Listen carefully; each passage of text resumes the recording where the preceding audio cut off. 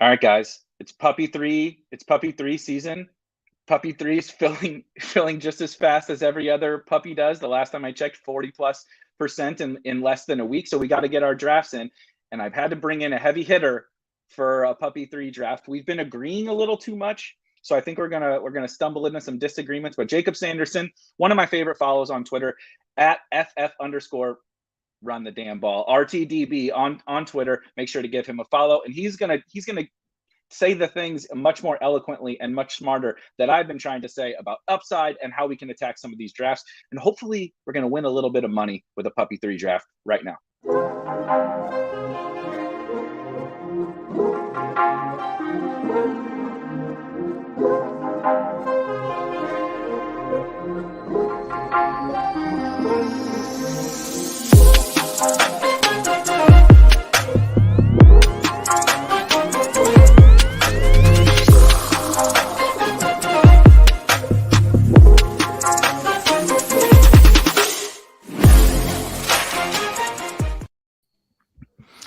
All right, Jakob, it was before we went live that you were saying, hey, don't shame me for my background. I'm in the bathroom from my mom's basement. And it was fitting because I didn't have my audio set up correctly, and I was speaking into my AirPods when we just started this. So we're kind of on the same wavelength. How is everything going? Traveled home for the weekend. How's preseason last night? There's a lot going on in your life here. Yeah, I wasn't even watching the Hall of Fame game. I'm from Winnipeg. You can see the Winnipeg Blue Bombers flag above me. I currently live in Vancouver, and the Blue Bombers were playing last night. So I got to the airport early so that I could stream a CFL game off Reddit to watch the Winnipeg Blue Bombers play the Montreal Alouettes while drafting an underdog team while listening to the previous night's ship chasing. So that was my night last night. It was actually fantastic. That is great. So obviously I'm not from Canada. That sounds like peak Canadian best ball bro. Like if you had to describe an evening of a Canadian best ball bro, that is it. Yeah, it was definitely it was one of those stop if you have a problem type of situations for sure. There's someone that writes a CFL DFS column every week. I can't bring myself to do it because I only watch Bomber games and I'm just not objective. But the Winnipeg Blue Bombers, 2-time Grey Cup champions, defending, currently 9-0. So it's good life being a Winnipeg Blue Bombers fan right now. I just couldn't miss the game. I had to watch it from the airport.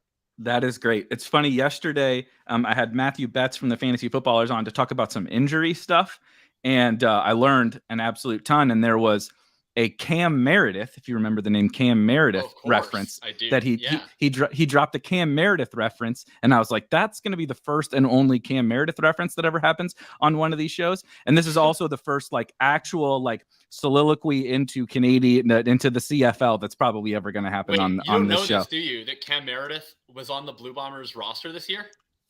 No, I did not know that. I had no idea. I thought that's where you were.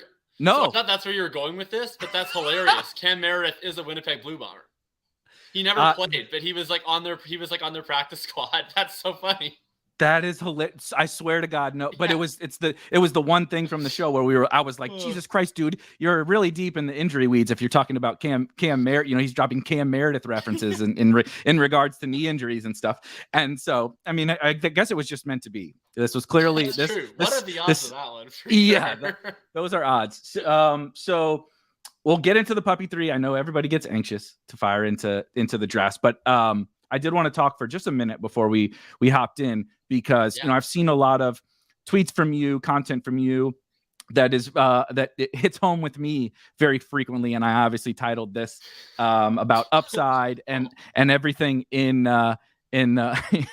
that is pretty funny. He couldn't make a CFL team and we were Cam Meredith was he would have been we probably would have been touting him that year. He was the breakout candidate, and now he can't even make it. I bet. Yeah, exactly. But I just recently have done some content about just kind of up different ways to look basically at how we can capture upside specifically for this best ball format. And you've put out a lot of interesting thoughts on it. And so I just wanted to kind of pick your brain a little bit and see if you had any just first gut take thoughts on kind of these upside things. How can we think about best ball through that upside, right? Whether it's contingency, rookies, scenarios, all that kind of stuff, maybe a little bit different than the market kind of normally treats it, right? Like, why is Josh Jacobs getting picked in the 4th round every year? It's because people aren't thinking about it in this way.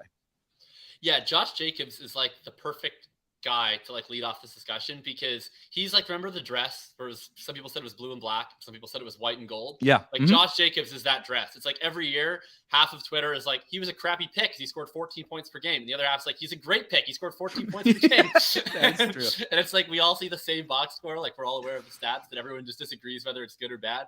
When I enter like any sort of strategic game environment, like a best ball tournament, like anything, like I'm not a football guy. Like I love football, I love rooting for it, I never played it. Like I come at it from like a market perspective. And so what I always try to think is like, before I get into the micro, like what kind of stuff, because there's a lot of stuff that the market takes care of for you in any sort of strategic game. And then you just have to figure out like, how do we position ourselves to be directionally accurate?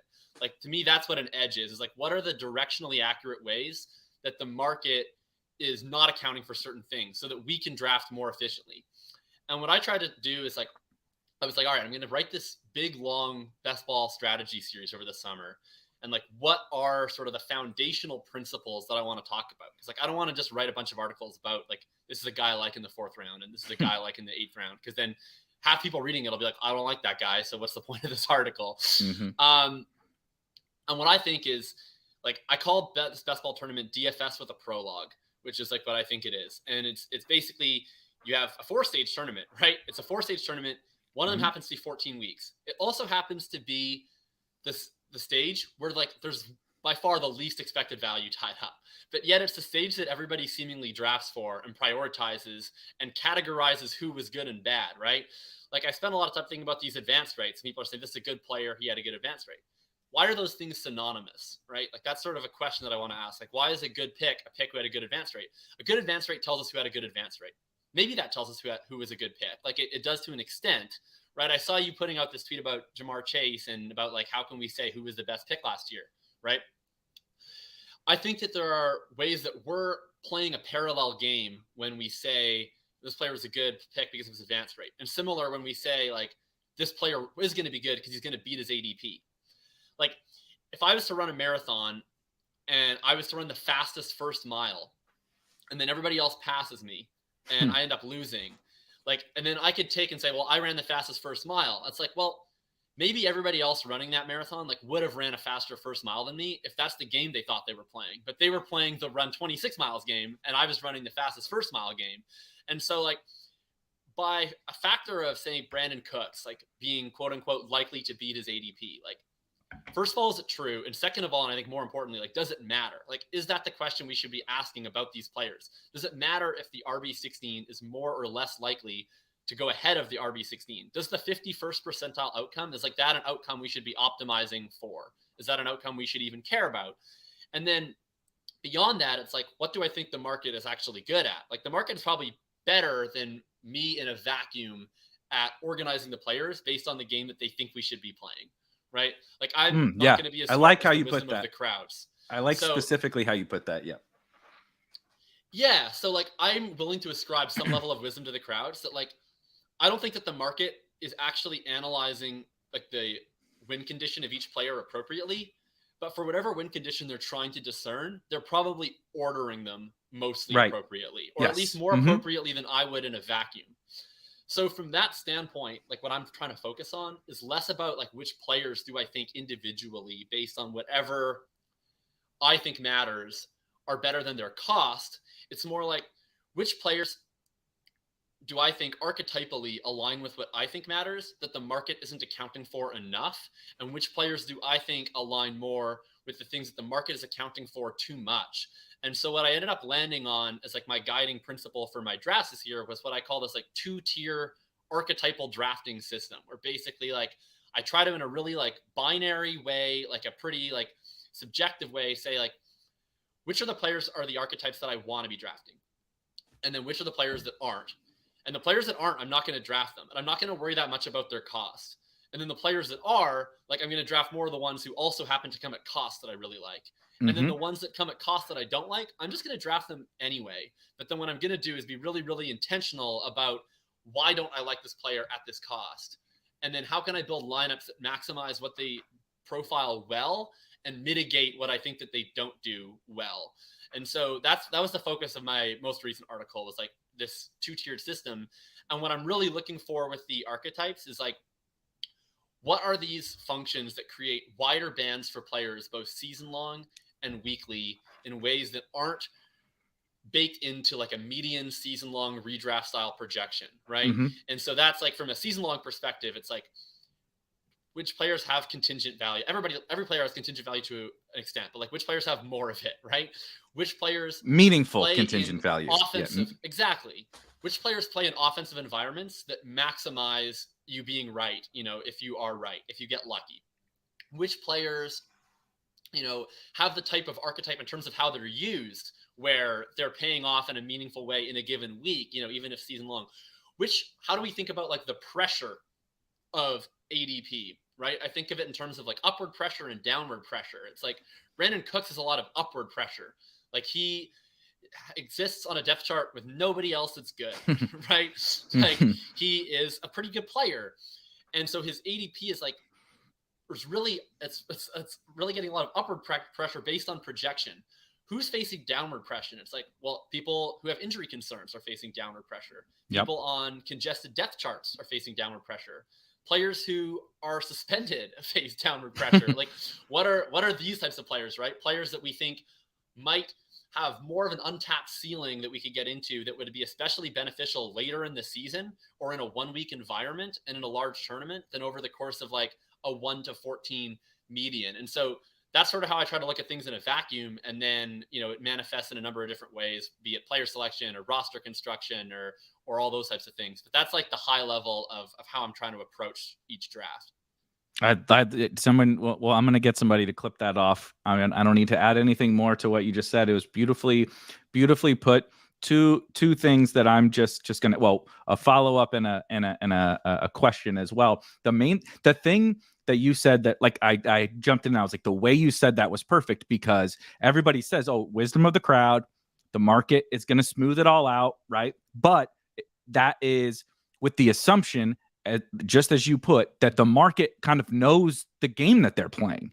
And I think in this specific environment, that couldn't be further from the truth, mostly because the people who do like know, you know, theoretically know, like you and I know what we're trying to solve for. We haven't figured out how to solve for it yet. No, so there's no way that when I enter a tournament with 1 million entrants, that all these other slapdicks, you know, are optimizing, you know, are appropriately valuing these guys, because I don't know how to do it. And I'm actively trying to do it. And they're not, right? They're the Josh Jacobs guys. They're the David Montgomery guys. They're the Zeke bros this year. They're those guys.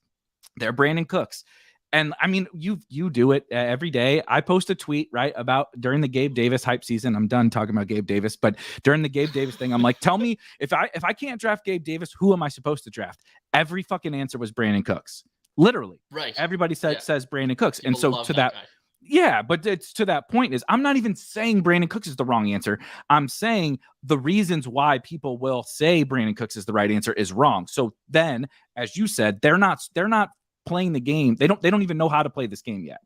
So that's like the most important thing, is why I want to spend the time trying to figure out this game. Like you mentioned ship chasing the other night. I brought up like the contingency thing again, but it was like, everybody says, oh, Tony Pollard's way too expensive because he's strictly a handcuff, whatever, you know, I can get a handcuff later. Darrell Henderson. And I love Darrell Henderson. I agree on him. He's literally my most drafted player. Yeah. I mean, he's a smash to me based on basically everything we're talking about here, but why? But I'm trying to question these things, that like, why is it just because he's more of a contingent bet? He's not just a contingent bet, more, his win condition is contingency. Tony Pollard is. It's not. Yes. It's he's not just going to totally steal the role, right?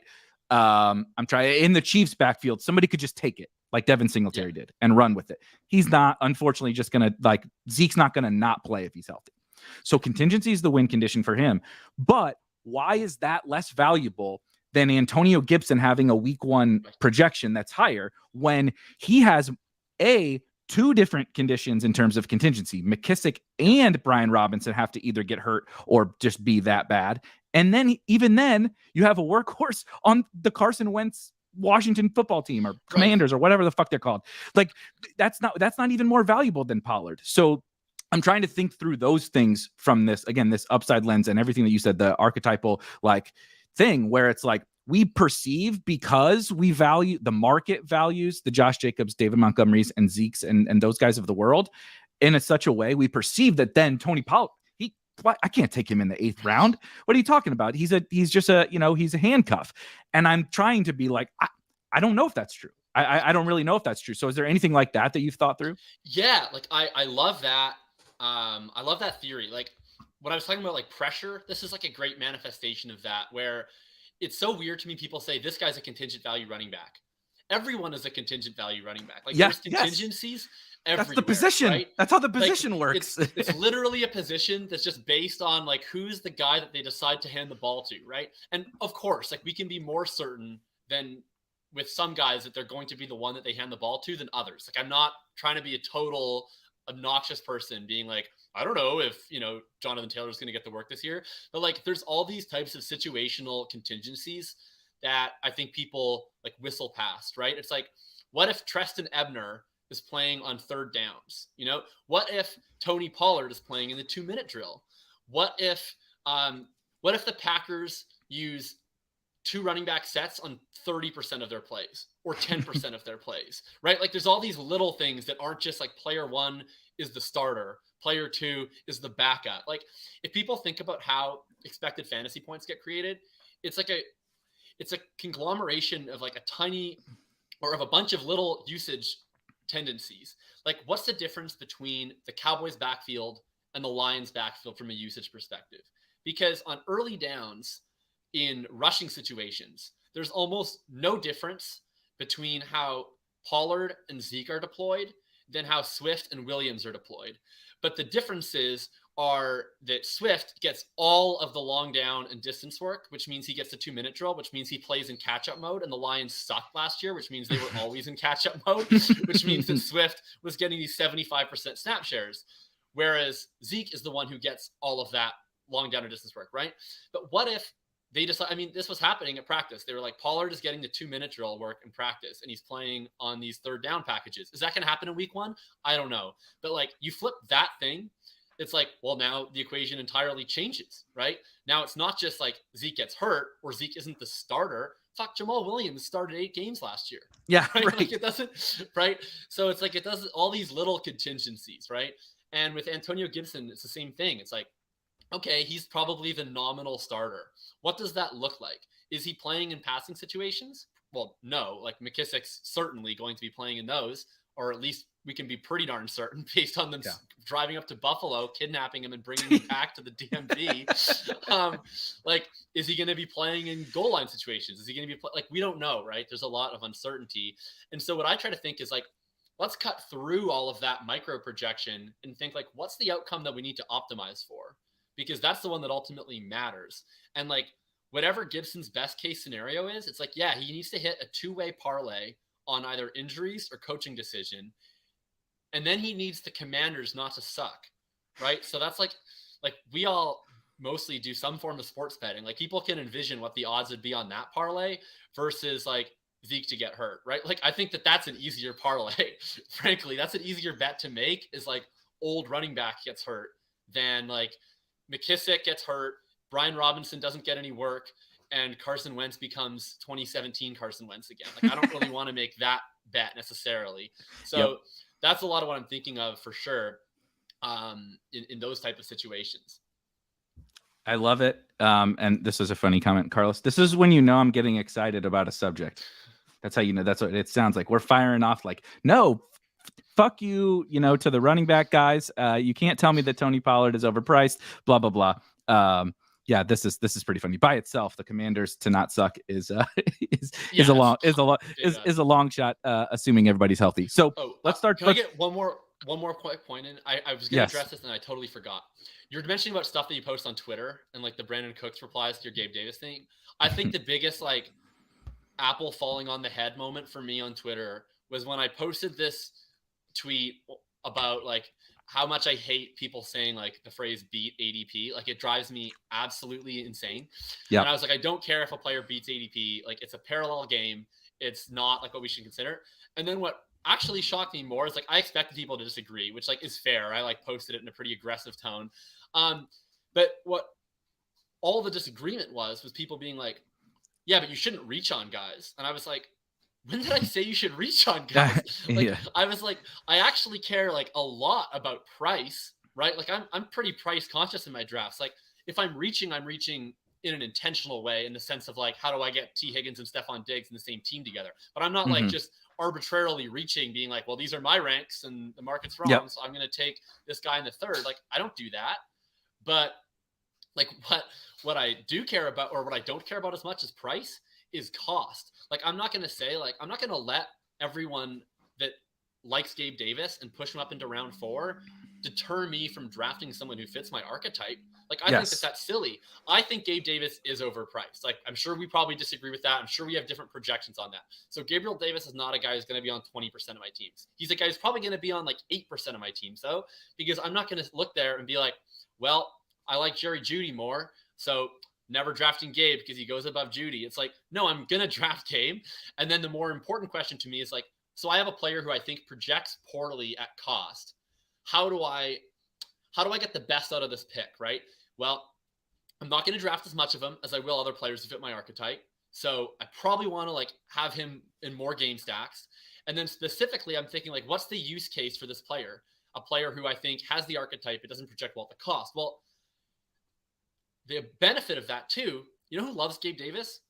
Every zero RB bro on earth. They fucking love Gabe Davis, right?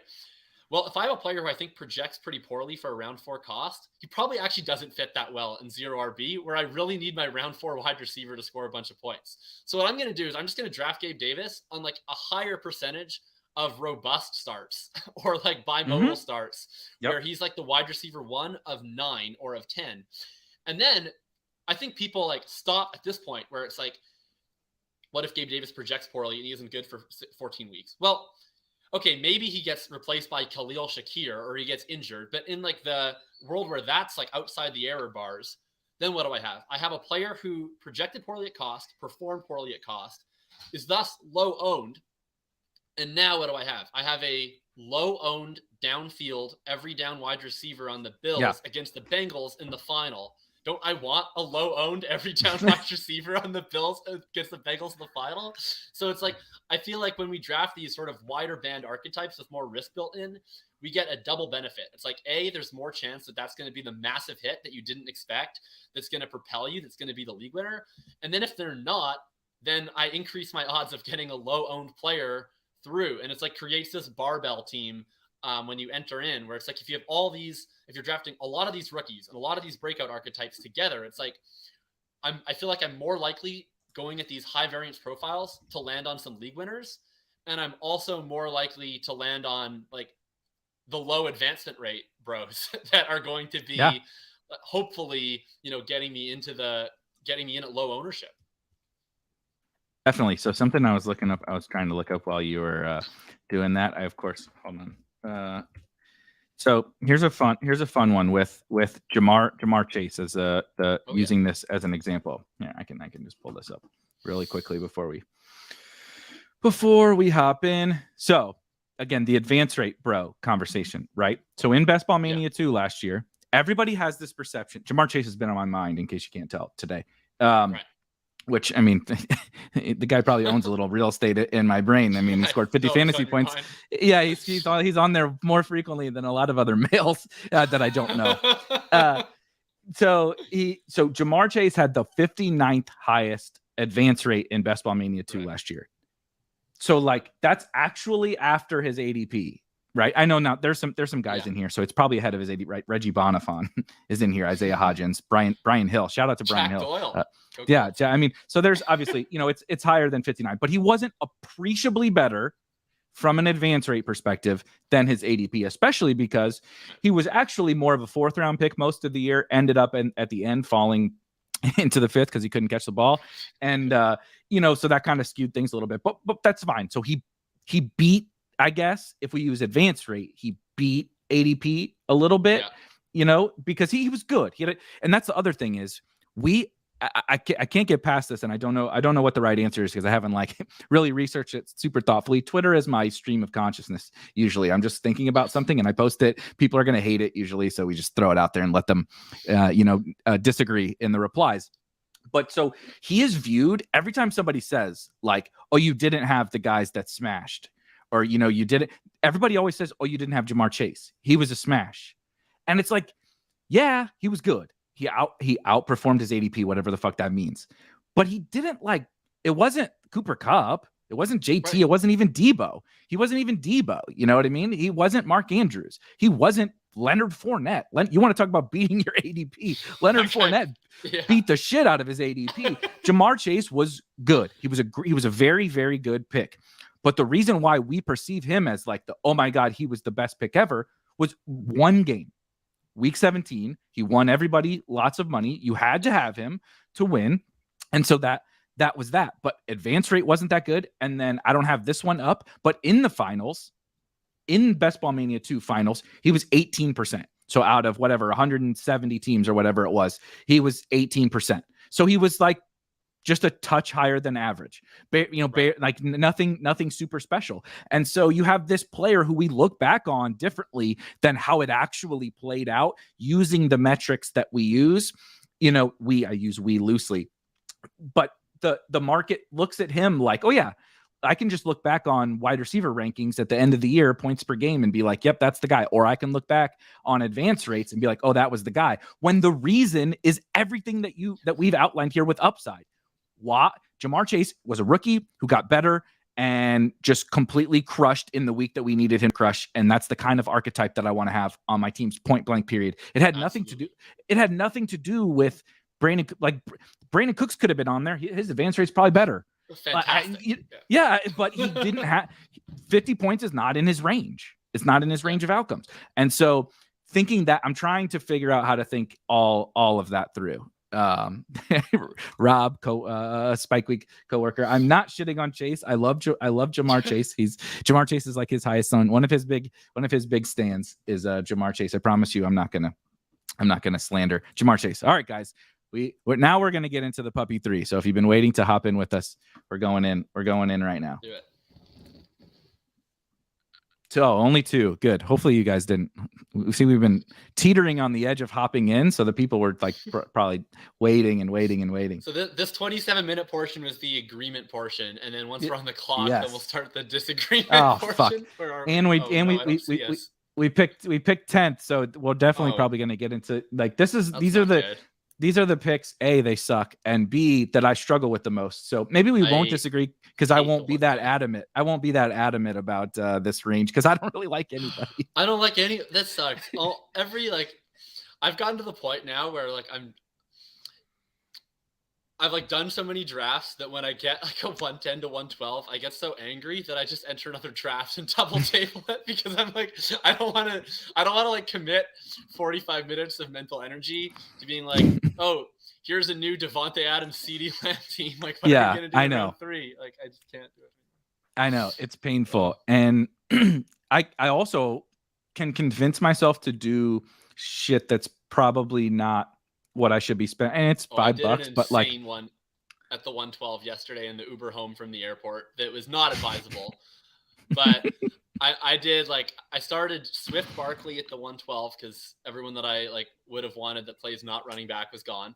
Yep. And then it came back to 3-4, and everyone that I was gone. Pitts was gone. AJ Brown was gone, Pittman, et cetera, and I was you know what, fuck this, I'm taking Josh Allen and Gabe Davis at the 3-4 turn. That's fun. And then at the 6-1, Mahomes is sitting there, and I was well, no one's gonna have a Josh Allen Mahomes team. Let's just do this, and then we'll see. Because I've been doing a lot of these 2 top 10 quarterback teams. Yep. I have not done any that extreme. I'm not advising people draft Josh Allen Mahomes teams, but I was let's see how much I hate this. It turned out a lot. I won't do it again. But, but I do like the idea of drafting 2 early quarterbacks, which I can touch on later. Because I agree with you, and it's not something that I necessarily It's actually absolutely not something that I was really into last year.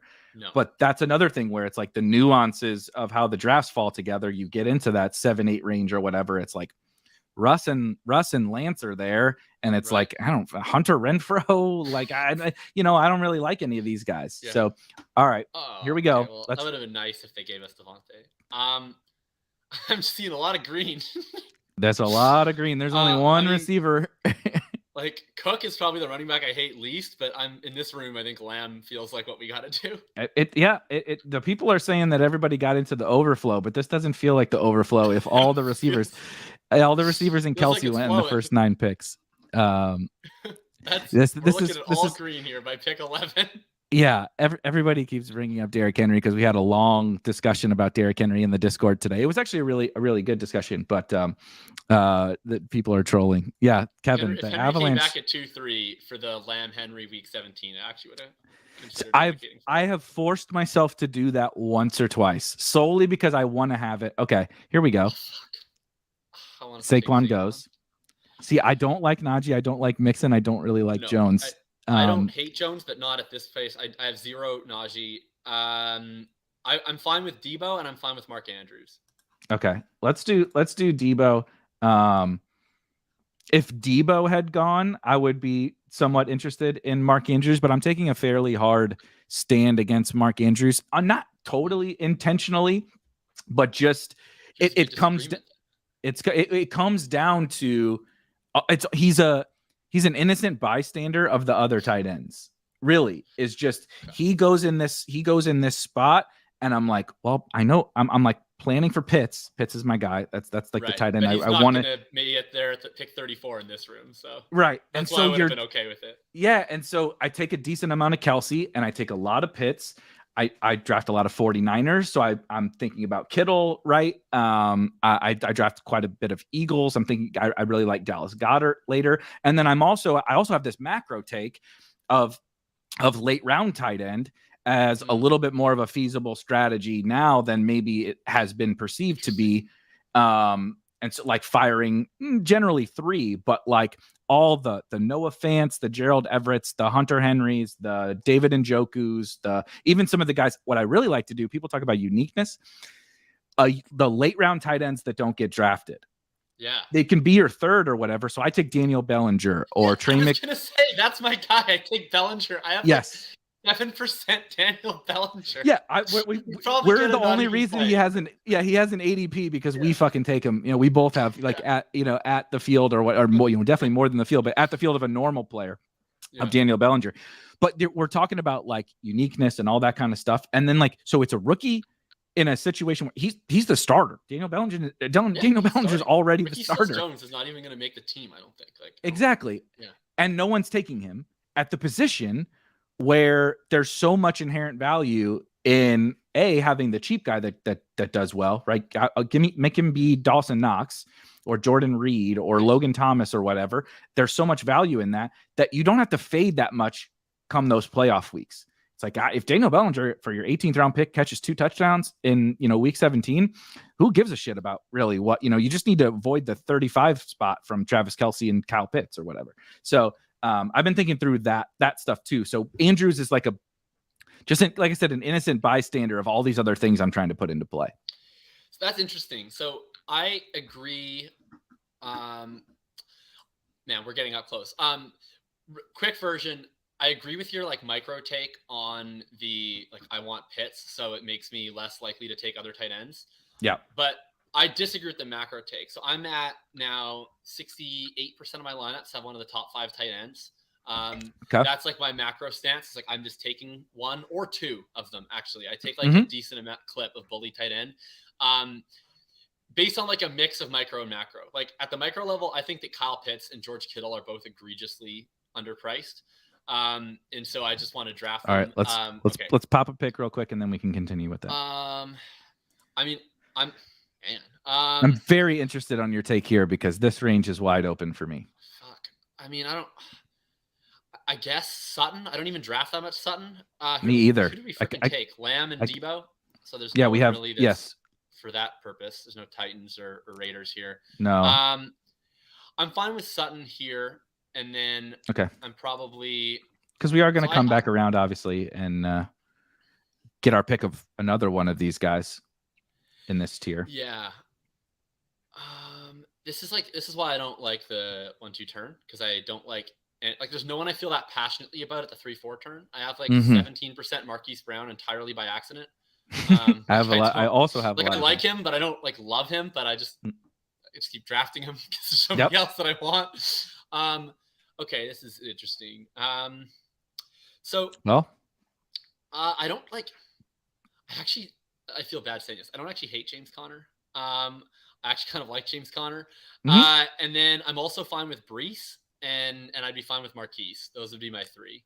I can get behind James Conner. I think the issue with James Conner was a little bit that he was underpriced, and in my opinion, he was going more here where we opened.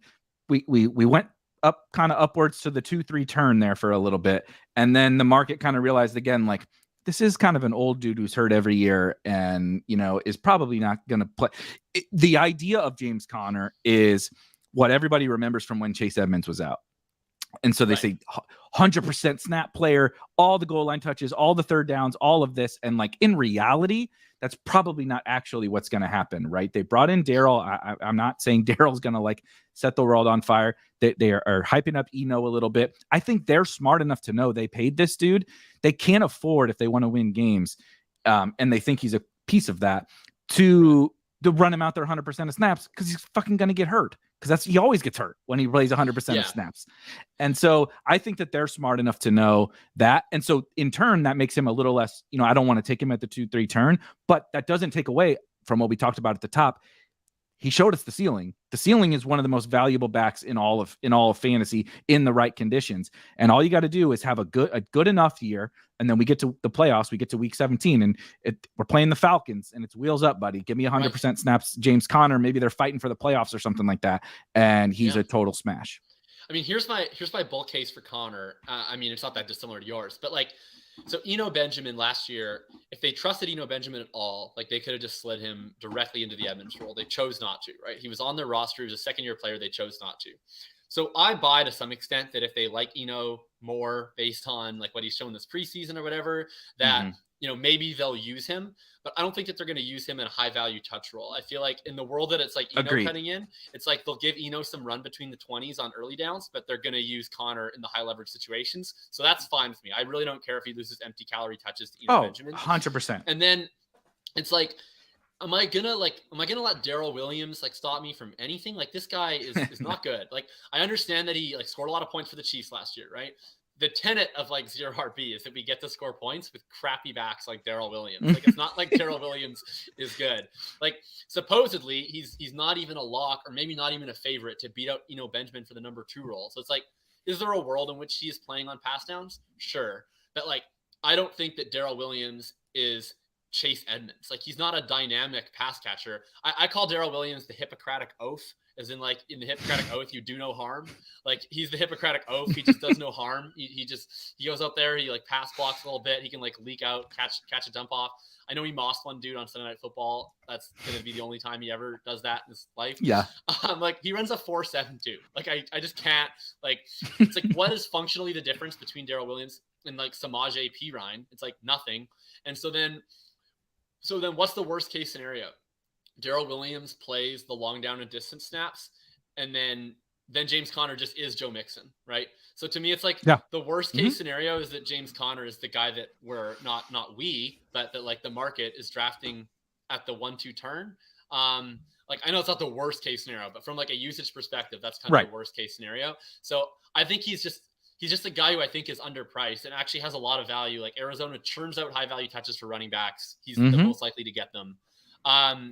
5'10", and we have no one that I want once again. Yeah. This sucks. I really wish we had an early pick. I mean, Metcalf is like the guy that I definitely dislike least here. Yeah, just I'm betting on raw talent, even though I don't like this. I'm fine with Metcalf. We're almost to your conversation that we're probably going to have on another player here, but I won't bring him up just yet. I really wish we could have had that conversation 2 weeks ago at the late 7th.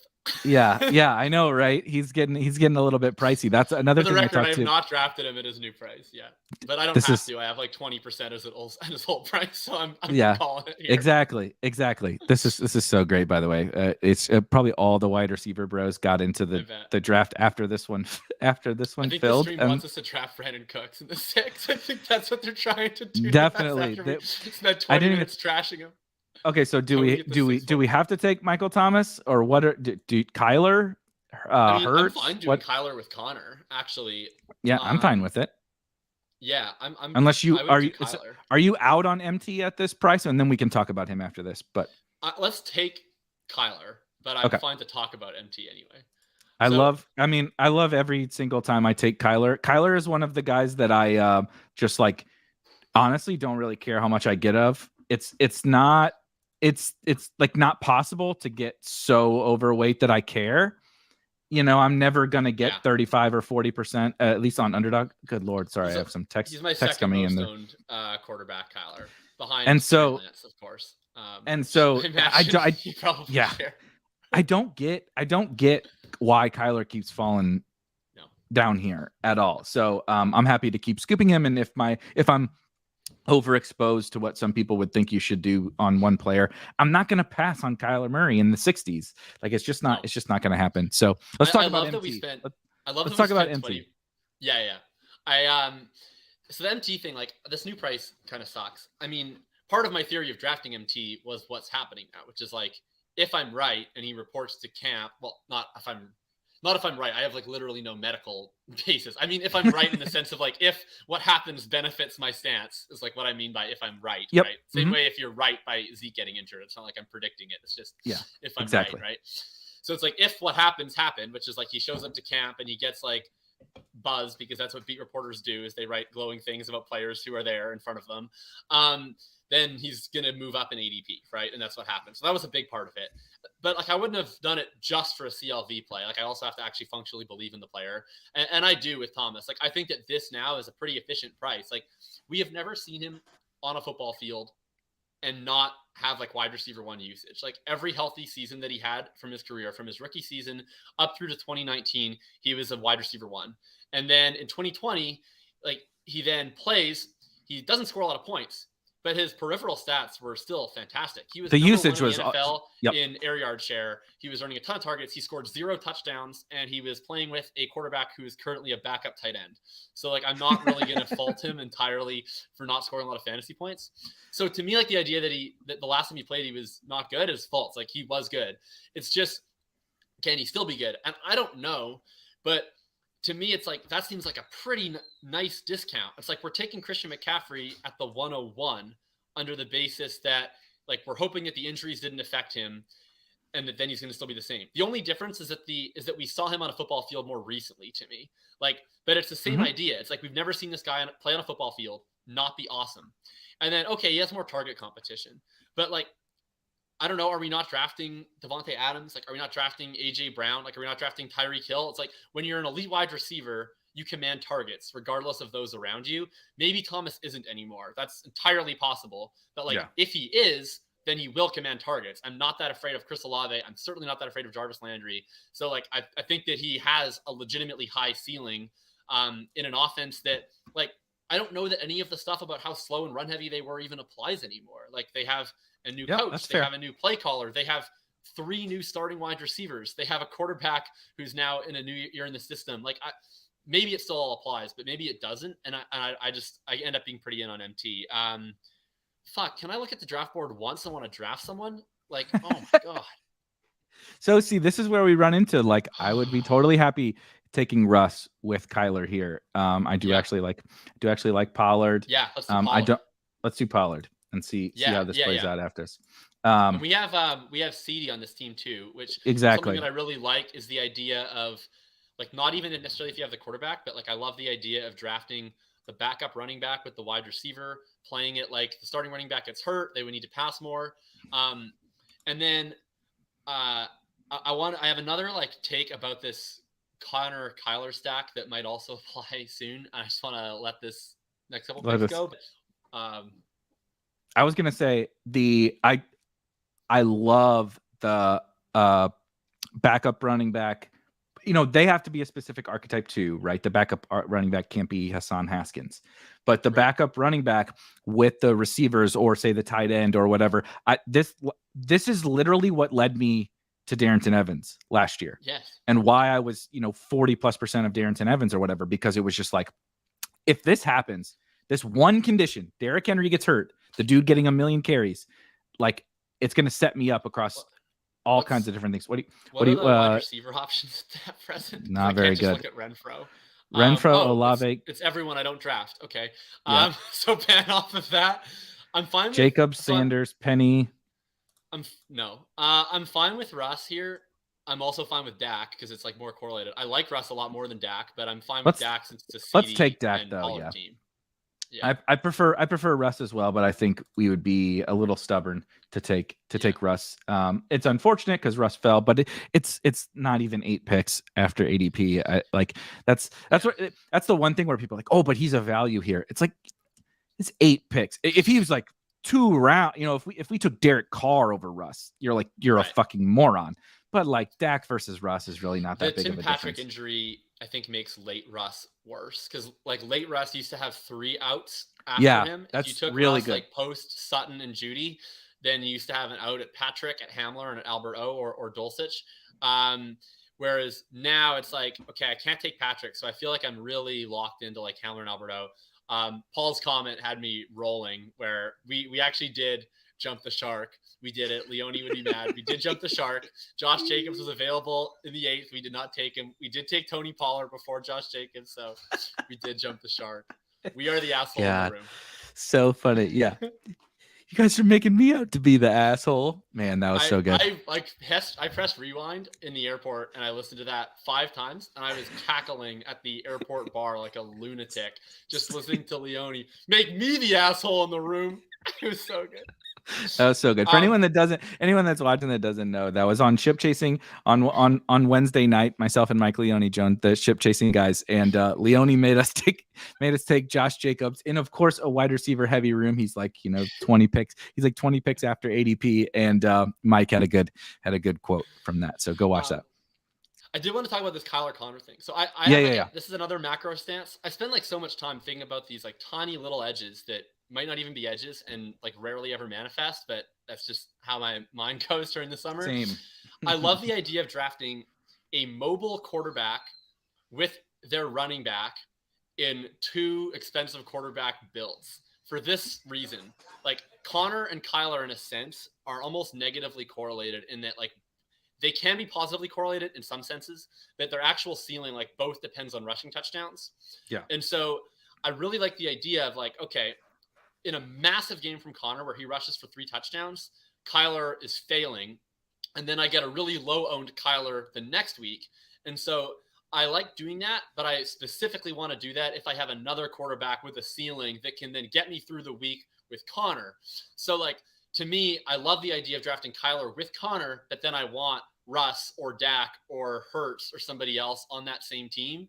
So like I've done some where it's like Hurts, Sanders, or Hurts Gainwell, and then Kyler Connor. And like in this case, we have Dak Pollard, Kyler Connor.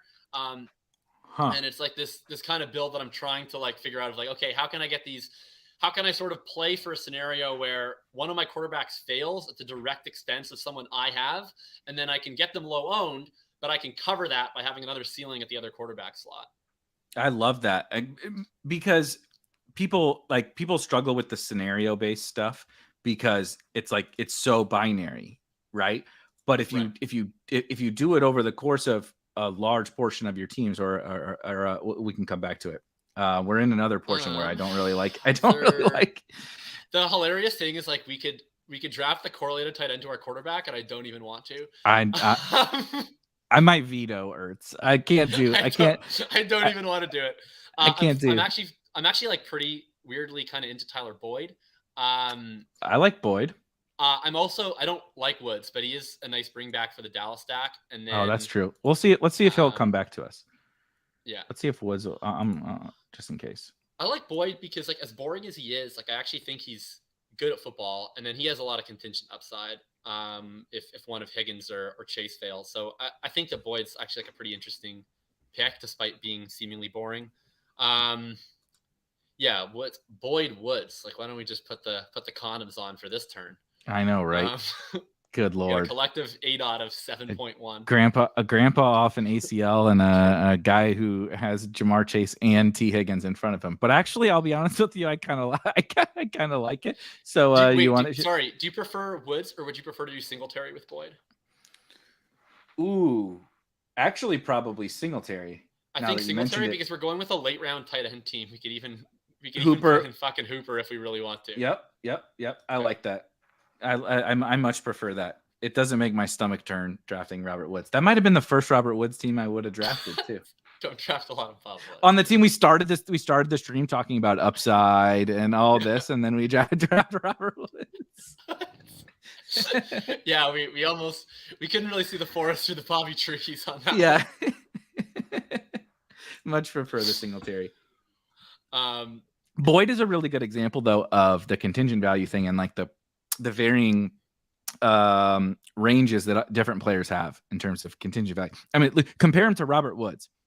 Treylon Burks gets hurt. It's like, yeah, that's a bump to Robert Woods, but like, I know. There's only so many more targets Robert Woods is going to get in any offense, particularly in the Tennessee offense. But Tyler Boyd, one thing happens to Jamar Chase or T Higgins, and it is a significant, like a very significant boost. And so they're actually kind of a funny. And then you see Jalen Tolbert go after who I do like. Jalen Tolbert. This price is getting wild on Jalen Tolbert. It's the same thing where like, I mean, I guess if CD yeah, I guess if CD gets hurt, he has outs to like being better than this. But we're pushing him up to the like actually like superstar rookie wide receiver prices. He might not be any good at all, right? Like, yeah, that's a pretty. He was like a super senior, small school, 3rd round pick who was not productive until he was like 21 years old. Like, I think he's fucking 23 years old. Like, we're treating Jalen Tolbert, again, the royal we, like, we're treating Jalen Tolbert as if he's like this really promising rookie who is like now getting an opportunity. It's like, I actually like, maybe he's good. Like, he's good in the sense that he's a rookie. I don't know. Is he a better prospect than Alec Pierce? Like, maybe more productive, but it came older. It came at a worse program. Like, I don't think I'm not super sure Jalen Tolbert's ADP being ahead of Jahan Dotson's makes a whole lot of sense, even though I understand that the Commanders are bad, but yeah, but still that far ahead, like, we're just gifting him. It's one of those weird situations where usually it is the old guy who we project volume onto and boost them up and say, that okay, guy fractured his foot now. So yeah, exactly. But it's the rookie who we've just been like, yeah, like people generally liked him. Like, again, the collective, we were fine with Jalen Tolbert as a prospect, but like not this fine, not this fine. It's strictly a projectable volume thing with him. We're back up here. Ooh, this one's not, I don't want to say super easy. Can you see? Yeah. Gross. Well, we could take Gallup, but I kind of want more of a discount. Yuck. I was gonna say no. I was gonna say Henderson here. Oh yeah, that's fine. I'm always good to default to Henderson. Because tight ends in this weird range. How do you feel about this? So like when you start to go with a late round tight end like this, and you get into this awkward range of Freiermuth and Gesicki and Henry, like I see cases for those guys, but I always end up pushing it a little bit further. Are you dipping into this tier or what? I take some Freiermuth because I think like he's a rookie who produced, thus he might just be really good. Mm-hmm. I take some Albert O. Like Albert O and Njoku are guys that I like because I mean I mentioned this like macro stance that I have on tight end, right? Okay, we should probably just oof. I hate this tier too. Can't take him on a running back. Fuck. Okay. Is there any wide receivers that I like? No. Doubtful. Watson, Myers, Landry. Oh my god. We can do Albert O. I mean, it's a little early, but he probably won't come back to us. I'm fine with Albert O. I'd be fine with Gallup, honestly, too. Let's do Albert O. I like to get also curious about your take on this. We talked about like upside and everything, but the Broncos are one of the teams where like if I get into that spot like we were just in, and I really just like don't really love anybody, and I can default to, it's really the Broncos and the Chiefs mostly, and I can default to one of those guys, and I don't have someone from that team already. And actually, did we take Sutton? So we might already have somebody. No, we didn't. No, yeah, we did take Sutton. So that was a already. Why didn't we fucking take Russ? I forgot we had Sutton. Yeah, literally we fucked this whole thing up. But so even literally what I'm saying right now doesn't matter. But even in this case, I think it's fine without Russ.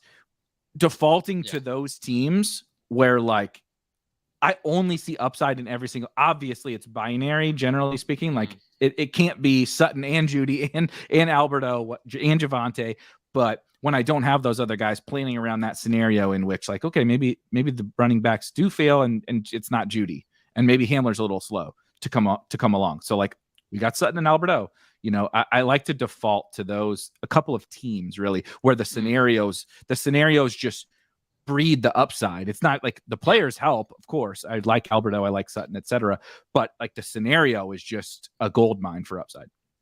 Yeah, I really agree with that for sure. I mean, I take a ton of Broncos. I take a ton of, and I think in this type of build, like the reason why I love taking the early tight end so much is just like I've seen a lot of like Hayden's data, for instance, on like tight end like value over replacement and stuff, and I buy that from like a season long perspective that you know the early round tight ends might be overpriced. But it's again what we were talking about off the top of the show, like what game are we playing, right? What's the win condition? And to me, it's like, okay, sure, you know, you can string that along with playing, you know, ham and egging it with these later round tight ends from a season long perspective. Okay, but in a weekly perspective, it's like we have 3 1-week tournaments. It's like I feel a little bare when if like I'm walking into an Andrews Kelsey fight with a Higbee, right? It's like, am I gonna like if it's because if Andrews plays on like Thursday night and it's like I'm looking at and he is 30 and I look at my bench and I'm like, what do I got? And it's like I got Higbee and I got Evan Ingram and I got like Austin Hooper. It's like, well, I lost, you know. It's like it's not gonna happen for me. Like I remember close the laptop. Yep. I remember last year it was like Kelsey put up like 30 something that 1 week on Thursday Night Football. Hunter Henry did his darndest. He got like 22 on Saturday night with 2 touchdowns, and he still like was not drawing, you know, super live versus the Kelsey teams. And it's like then Andrews just went absolutely nuclear, and he even beat Kelsey's score. And I remember like when that Thursday night happened, I was like, let's check all my teams. Who has Kelsey? And then of the teams that don't have Kelsey, who has Kittle and who has Andrews? Because if I don't have Kelsey, I need to beat Kelsey. So it's like, where's my arsenal coming from? And you know, you're more likely to get those spikes out of later round wide receivers than later round tight ends, mostly because they either don't run enough routes or they aren't athletic enough to get the type of downfield targets that you need to offset volume. And so if I'm taking later round tight ends, like I really want the guys who can actually have an ADOT. Like I don't want to take like fucking Zach Ertz, right? I'm just paying a premium for a bunch of low volume, shitty targets. Like I'll take Goddard, whose projection sucks, but he gets targeted down the field. I'll take Alberto. I'll take Njoku. Njoku gets targeted down the field. Like Bellinger is athletic. He might get targeted down the field, right? So anyway, that's I love Gainwell. I love Gainwell. This is a good price on Gainwell too. So let's take him and then we can talk about some of these other guys. We have an anchor Connor, so we're at 5. I still tend to take these to, you know, I'm not afraid to take it to six running backs, but we definitely need wide receivers and tight ends. I'm a little scared off from Jameson at this cost. You know, this is after ADP, but as much as I love the player, I'm a little worried about him. I don't mind Chark. I do like Pickens. Yeah, I like both of those. The tight ends here. I feel like I've like won a war that I didn't want to win watching Romeo Doubs go 14-1. Yeah. I didn't even see that. Good Lord. 14-1. Pickens, what are you down for Pickens here? I'd love to do George Pickens. Yeah, I mean, much better prospect than Jalen Tolbert. I understand catching fastest from Trubisky and all that stuff, or Pickett or Mason Rudolph or some guy, maybe the hot dog salesman in the stands. But but it is he's going behind Romeo Doubs, by the way. Now that is fucking insane. Pickens Romeo Doubs. I'm sorry. I will never get it right. ever ever be able to change. Like I'm a Devi guy too. So like I've had Romeo Dobbs/Dubs on my campus to Canton team for like years, right? So I've been like following this guy like throughout his college journey at Nevada, in which the announcers called him Dubs. Like I was the loser watching in the fantasy semifinals while he's putting up 20 and 204 against Air Force, and I'm like watching this game go to triple overtime. I'm like fist pumping Romeo Dobbs. It's not going to happen. I'm never going to be able to say Dobbs. It is fixed in my memory. Well, because he didn't even, the story's kind of funny because he is like a quiet kid. He wouldn't even correct the people who were saying his name wrong. He let it out there that it was, he just let everybody run with this. This is a good question from Jason. We have Alberto. We have a late round tight end kind of approach. Would you ever do an Alberto and Dulcich pairing in a 3 quarterback team like this? A 3 tight end team. Sorry.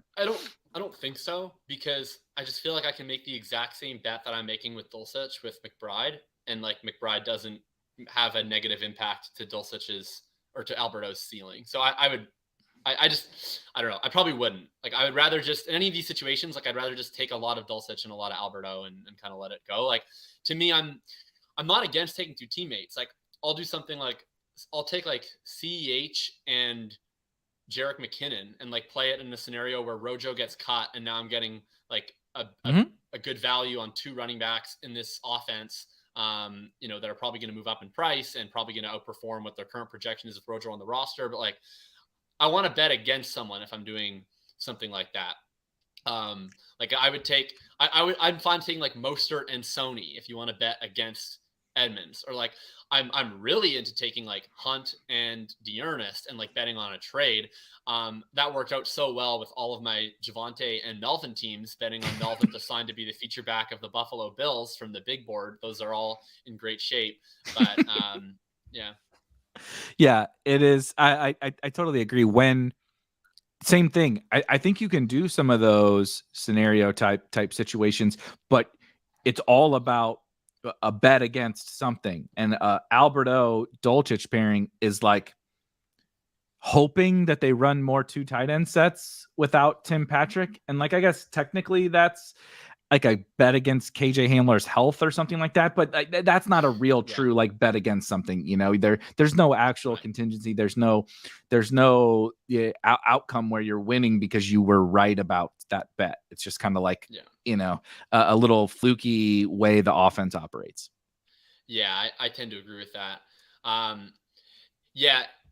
This is like, I honestly, I shed such a tear for my big board teams, because like the one thing, if there's anything I've gotten right this offseason, I mean, maybe I won't because maybe they'll all suck, but from at least like a closing line value perspective, I got right was just like, I was like, well, the one edge that I have on all these best ball bros is that like I play way more Devi than these bums. So I'm going to draft like all these rookie wide receivers in the big board. Right.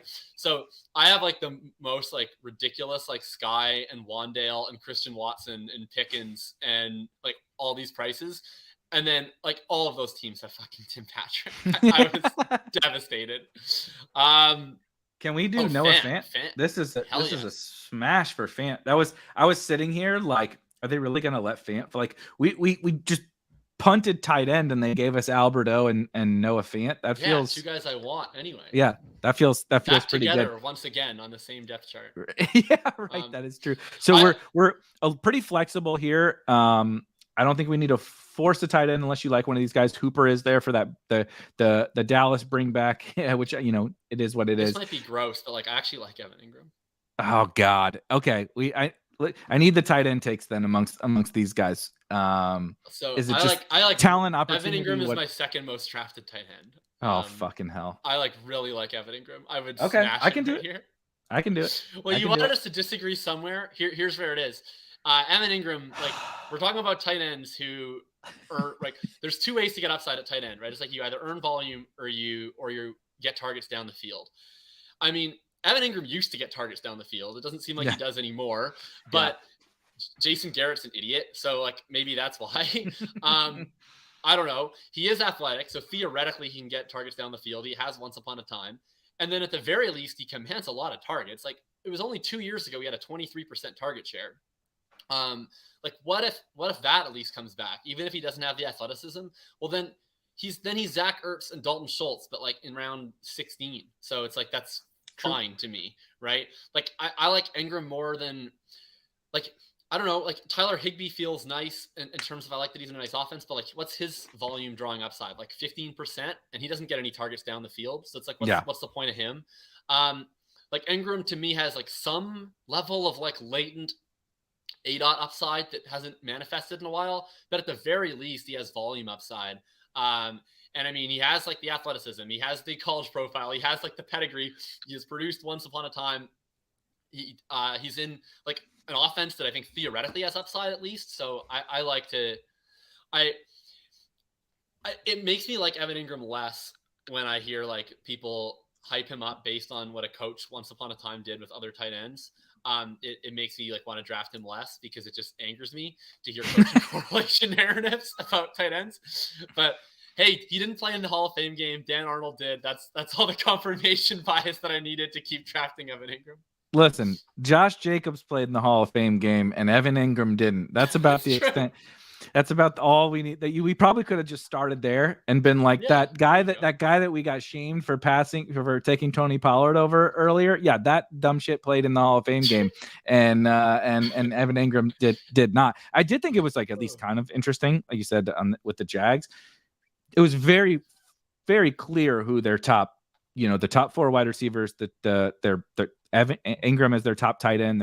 Obviously it's a little different with their backs because they were hurt, but their first team offense seems fairly straightforward, which is kind of nice. I mean, we expected it, but it's kind of nice to be like, okay, all right. I know those are the guys. Cause some of these teams, I mean, Jesus Christ, Tommy Tremble just went in this draft. Like, I know that Tommy Tremble's getting reports and stuff, but it's like we're drafting dudes who, last year we were drafting Brashad Perriman because we thought he was on the first team and he didn't even make the roster, So like it's nice to get that like a little bit of reassurance on somebody right now. I agree with that. It's like my tight end exposures right now, like it's that meme of like everyone waiting at the door and like the ones in the clown costume, like that's my tight end exposure. It's like Kyle Pitts, Mark Andrews, Travis Kelce, George Kittle, Evan Ingram. and the other guy I draft a lot of is Brevin Jordan. Probably like because he used to be a Devi darling. And I'm just like forever attracted to Devi darlings who didn't work out. But I think he could potentially run a lot of routes. Interestingly, Nico Collins' price has gone up a ton since the Mechie announcement, but Brevin's has not. And I mean, he's live to be number 2, I think. Okay, we need wide receivers here. Well, I like Bell. Oh yeah, you don't have to sell me on David Bell. This will help even out your closing line value on David Bell. Yes, oh god, finally gonna get a David Bell that's not pick 150. Yeah. We probably need one more wide receiver. What's our wide receiver situation? We're flexible to so CD, Debo, Sutton, Metcalf, Boyd, Pickens, Bell. So I would be fine with either running back or wide receiver here. I think are both totally fine. I don't have a preference though. Are there any wide receivers that I have any interest in drafting? I'm gonna guess no. Quez, like no. Pringle, Valus. Yeah, let's look at running back. All right. McKinnon, Evans, Chris Evans, Jerick McKinnon. Is Pacheco around? Yeah, he is. I'm fine with. Let's do a Chief because we have 2 Broncos. So McKinnon. Let's do Pacheco because I haven't drafted him much. I think you see here no 0. I have been drafting him on DraftKings. That's what but only a few times kind of since we've started to get this hype. I do want to since we just drafted him, close on the Chiefs backfield. How are you playing the Chiefs backfield? Because we're talking all about upside like crazy in this episode. And I mean, what backfield? The Dogs also think that there's upside in the Chiefs backfield. How are you handling them? I'm just handling them. I'm just playing them. I'm drafting I want to draft one Chiefs running back in every single draft that I do until their 53-man roster is announced. That's like the one rule I have. So I will hold my nose and take CEH. I already have enough Rojo. I'm like sitting there at the methadone clinic weaning myself off of Rojo at this point in time. I need less Rojo, not more. But then one day he fell to the pick 172 and I was like, all right, more Rojo. It's like, Yep. I felt like I was like at my laptop buying ETH, like as it crashes by $200 more every day. That it's hits. like, okay, That hits. this is that the hits new home. bottom for Ronald Please Jones. use it. Yeah, please use a different example next time. That one hurt to my core. And then McKinnon, I draft, like I've just been smashing McKinnon ever since he signed with the Chiefs. I was even drafting him before he signed with the Chiefs. And then Pacheco, I haven't drafted obviously for most of the offseason, but I'm working him in now. I think, and I'm drafting multiple of them in some of these drafts. Like I think that Rojo getting cut, like as much as it would hurt my Rojo bags, which aren't that bad, I only have like 12%. I'll withhold, but like it would be huge for the backfield, because then you have a scenario where like Jerick McKinnon, I mean, I think right now, honestly, if I was to guess what's going to happen, which is like a total guess, but it seems like the beat reporters are just totally guessing anyway, so I can't be, is that I think they keep all four, but I don't think Rojo's active on game days, is my guess. I think what they're going to do is like, because Pacheco apparently is the kick returner, right? So if he's the starting kick returner, he's active on game days. To me, like Clyde Edwards-Helaire has never handled long down and distance work. It was always Darrell Williams, or it was Jerick McKinnon, or it was like Le'Veon Bell even for a little bit. I don't think that they like Clyde Edwards-Helaire in long down and distance situations. And I think like if you re-sign Jerick McKinnon, like that's why you re-signed him. If you notice, it seems like 80% of the Chiefs highlights that show a Juju diving catch or a Sky Moore diving catch, I'm like always the guy like looking to see who the guy in the backfield is on this passing down situation. Like I'll see this highlight, I'll be like, here's a highlight from the 2-minute drill. And I'm like zooming in, and it's like, oh, number one, oh yeah, McKinnon's in there. So I think McKinnon has a defined role, whereas I don't know that Rojo has a defined role unless like they want to define his role by cutting one of the other running backs for him to have that defined role. So I can't see them having 4 active running backs on game day. I don't think that's likely. They've never done that before. Like they even had McKinnon as a healthy scratch sometimes last year. Yeah. So that's where I feel is they're going to have Pacheco, kick returner. It's going to be CEH as like the primary early down back, with maybe Pacheco mixing in or McKinnon mixing in, McKinnon playing the long down and distance. And then I definitely think like if that's the scenario that plays out, and CH gets hurt, like Rojo might still have all the majority of the early down work, but like that still makes him a really crappy pick, because my hope with Rojo initially is like he's gonna have whatever percentage of the early down role, so he's gonna have this like standalone role. I mean, if we're drafting someone for contingent upside, like Ronald Jones can't catch a cold, so he's not like the king of the contingent upside case. McKinnon honestly has better contingent upside. Like he's the guy that actually can be a 3-down back. He averaged 17 points per game in the playoffs last year. So I'm drafting all of them. I wish I drafted less Ronald Jones earlier. I feel like I drafted him because I like Ronald Jones, and I'm not sure that I put all that much thought into like how does this guy get on the field? What's his upside case? Like I don't know. I feel like that was one where I might have fallen a little bit victim to my own bias. But how are you handling it? I feel I could not feel any more the same about the Rojo thing. And like, it's not because I even like love Rojo, but he has a skill, and I do fall victim to when you see guys that have a certain skill, and he is kind of what the Chiefs have been missing, that skill. And so you see that and you're like, holy shit, they've been playing CEH, who has been a terrible runner. They went to Darrell Williams because CEH was so bad. They just said, fuck it. We don't care about if you're good at running. Just be out here and be dependable, right? Just don't screw this up for us. We don't care if you're actually helping us win, because they just didn't have anybody else. And then they went to McKinnon, who in the middle of the season had dead legs or whatever the hell the report was.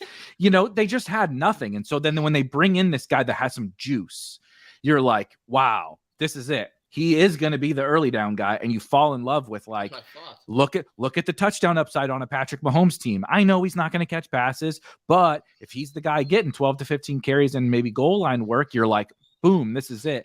And I just got mesmerized by that for a stretch, and he was cheap, and it was just I feel the same way. I wish I took less. I still don't think he's like he's not dead, but I feel he can way worse. Still make the team, and all of the things that we just said could still come true, right? Like they could cut Jerick McKinnon. They could say, yeah, we're going to keep 4 running backs, but that's fine because Pacheco's our kick returner, so we're not even going to count him as a running back, and we're just going to have 4 active on game day. Like all the stuff you're saying could still come true, but it's like, I feel like this little bit of news like put some like cold water on my face, where I was like, okay, I need to see things more clearly. And I didn't like understand the risk that Ronald Jones posed.